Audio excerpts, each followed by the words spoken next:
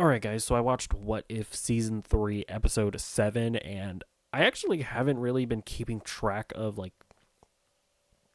what the episodes are going to be, but I guess we're done with the actual, what if scenario episodes, and we're now leaning into the last two episodes that are, main plot progression what if episodes, right? Where we're dealing with, Captain Carter and the overall multiverse and the Watcher storyline that's been being teased, and that kind of took me by surprise, but also definitely interested me because I actually am kind of interested in seeing what's going to go on with the Watcher.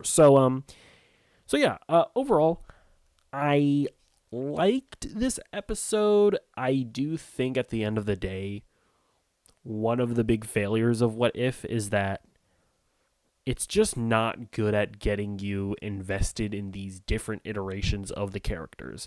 Not that I particularly dislike any of these characters, but I also can't sit here and say that I'm super invested in, we'll get into the characters that were introduced. I can't say that I'm particularly invested in Captain Carter or Birdie, which, yes, this is the bird character that is the daughter of Howard the Duck and what's her name? Whatever, the lady from the Thor movies. She's grown up in this, and it's I guess she grew up. I don't know. And then they also bring in Kahori. She was the original character that was introduced last season, and they also randomly throw in Storm, who wields Mjolnir, which is kind of a cool concept. I mean, they showed her in the trailer. I will say that one is actually a particular disappointment because I was hoping to get a Storm-focused episode that would have been really cool. Also, by the way, I just want to mention I'm kind of getting over a cold, so it's a little hard for me to speak. I'm running out of breath, so just bear with me on that front. But yeah, again, I liked all of these characters in this episode. I enjoyed watching them. They had little interactions. There was a scene where they were playing foosball, and I was like, hey, that's cute. But at the end of the day, 23 minutes, it's just not enough time to for me to get super invested in the story that you're telling. And I feel that's just the story of What If, isn't it? Just as a whole, where it's yeah, I don't have a horrific time watching this show. I don't not the stories that are being told, but can I say that I get particularly invested in them? No, not really. Now, some interesting stuff about the characters that they introduce. So, Birdie is being voiced by Natasha Lyonne, who I know her from Poker Face, which came out, I think, in 2023. Really love that show. Really love Natasha Lyonne in this. So, not going to lie, just the fact that Natasha Lyonne was voicing the character made me more endeared to it. So I'll just throw that out there. But she's also been cast in the Fantastic Four movie. Now, this has not been confirmed anywhere, but I can't help but wonder if she is going to play Birdie in Fantastic Four, because the whole point of What If is that we get people who play characters in live action to also voice the characters in animation. It would be weird for them to get somebody like Natasha Lyonne, because she's not really a voice actress, at least I don't think. Because obviously they get regular voice actors when they can't actually go out and get the live action actors. But I feel it would be weird to get Natasha Lyonne to voice this random character, especially if she's also going to play a different character in live action. So, I don't know. To be honest with you, Birdie would be a weird character to be in Fantastic Four, but I'm just going to throw that out there. We might actually see Birdie in live action in Fantastic Four. Does that also mean that we're going to get Howard the Duck in Fantastic Four? I hope so. I also wanted to talk about Captain Carter a bit.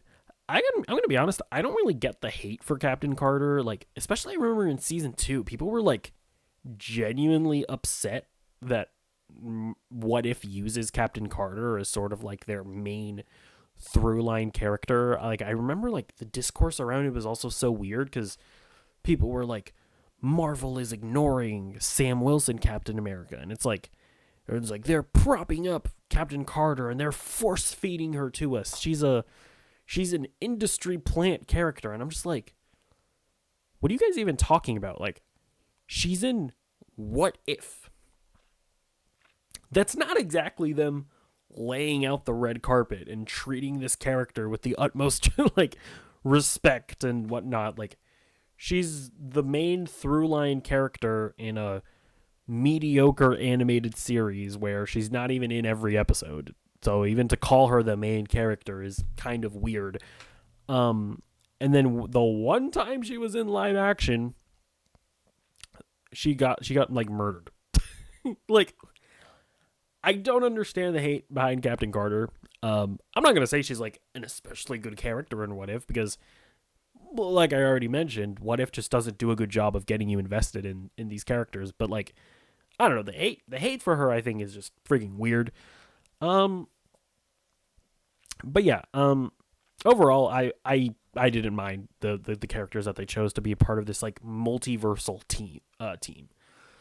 The other interesting part about this episode was that in the opening credits, it's usually the Watcher giving like his little speech, his little diatribe. This time they changed it, so in the credits it says that the Eminence is talking. I can't tell I don't know if the Eminence is like one of the other Watchers that we've been shown that are like annoyed by the Watcher, or if it's like all three of them talking at once. I'm honestly not sure what the Eminence is necessarily. But then it kind of switches over to the Watchers being like, hey, Watcher, that you're bad. You keep on interfering. You can't interfere. And they have the Watcher all tied up. And so basically, like, the like multiversal team that we're following, they like realize that, oh, the Watcher's in trouble because these shards fell or something, which maybe kind of a stretch to jump to that conclusion, actually, now that I think about it, but whatever. So actually, another interesting thing about this episode, so they have this ship that they use, I guess, to travel around the multiverse. And I saw people noticing that it was Kang's, like Kang the Conqueror's ship from Ant-Man and the Wasp: Quantumania, and it's like, oh yeah, I think they're right, actually. Like, that is probably Kang's ship. Now, I've also seen some people on Twitter theorizing that maybe this is like Marvel's way of writing, like, kind of officially writing Kang out of the MCU, where it's like, oh yeah, this team of heroes took out Kang. That would be hilarious if they just like killed Kang off screen. And they were like, yeah, these heroes took care of Kang. Don't worry about it. He's not a threat anymore.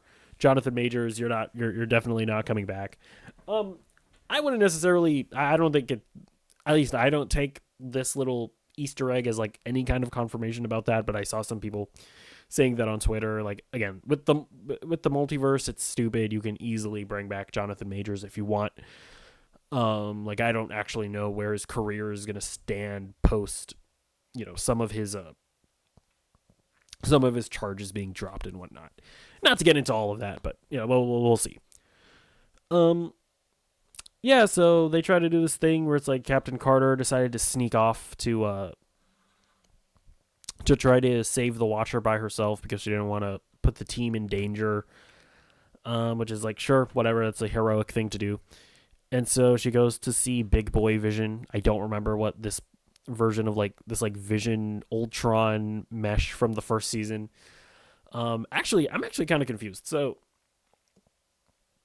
did the Big Boy Vision Ultron guy, did he actually succeed in the first season in wiping out his universe? Or did the Avengers of the first season of What If manage to stop him? I actually don't remember exactly how that ended up, because again, maybe this is a different version of that. I don't remember, because this version managed to wipe out all life in his universe. And he was basically had, and I actually thought the writing in this part was pretty good, where he was basically talking about how he thought that all life being wiped out would lead to peace, but then he realized that you need life for there to be peace. I thought that writing was actually pretty okay. I was like, okay, cool. That's interesting philosophical concepts. But yeah, and so he decides to help Captain Carter. Or no, wait, what happens? Yeah, sorry. The Watchers decide to interfere, and they're like, hey, Captain Carter, you're doing bad things, so we're gonna steal you. And then they like sort of flick Big Boy Vision away, and then then the rest of the multiversal Avengers sort of come through after Captain Carter, and Big Boy Vision decides that he's gonna help them save Captain Carter. And so we're gonna pick up with the storyline in the next episode. So yeah, at the end of the day, it was an enjoyable episode. It's just, again, like I can't sit here and pretend that I'm super invested and enthralled by this storyline, because it's just the nature of What If. They just don't really have enough time to really get you invested in all these characters. But at the end of the day, I still enjoyed the episode. So let me know what you think about it in the comments down below, and I'll see you in the next video. Goodbye.